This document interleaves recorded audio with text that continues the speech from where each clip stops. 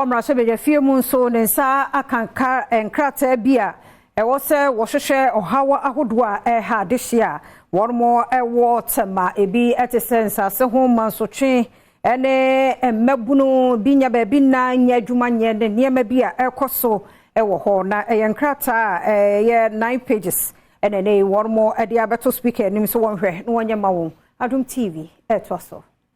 Kromafo ne mabunu bia wo mu ewo tema edi adesere nwoma akwakoto mrahye bedwafie chiame enim sada buruma won ha bia wo mu enam ewo honom ebiti se won saase a empanyefo twitwa ton ye nam sunte no ahododo na anya babinfo muti ento no empanyefo hwehwe menfama wo mu na wo saa adesere nwoma ne mu no wo mu kyerɛkyerɛ mu sɛdeɛ TDC adwuma yekuo no asifa wo mu twatwa saase eton ebotema wo saa twere ye wa adesere nwoma ne mu sɛ adaworo mrahye bedwafie emomodin a na TDC adwuma yekuo ne nyuma wo di ewo honom no won san hwehwe mu biom emfama wo mu Secretary Edemata Masakomono Shrine Stephen Ashite Ejei ene di mabunu yenema omode adesere homa yi ekoto mrahye bedwafie enim abra wo kyerɛ nsɛm no mu no sei ene okan Meridian Port Services say ye royalties bebree say yenya as indigenous of Tema yenya employment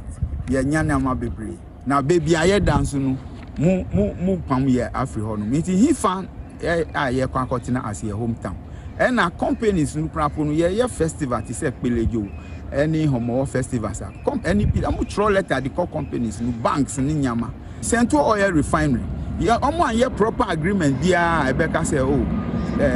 benefit ye benyani but say I will share some agreement we are signed by witness and ni shipi any ni agita go tema ye ni shipi ye worshipi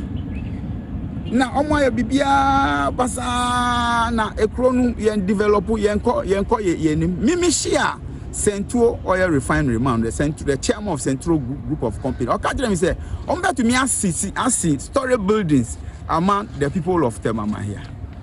it there tina say mu yes agreement we enka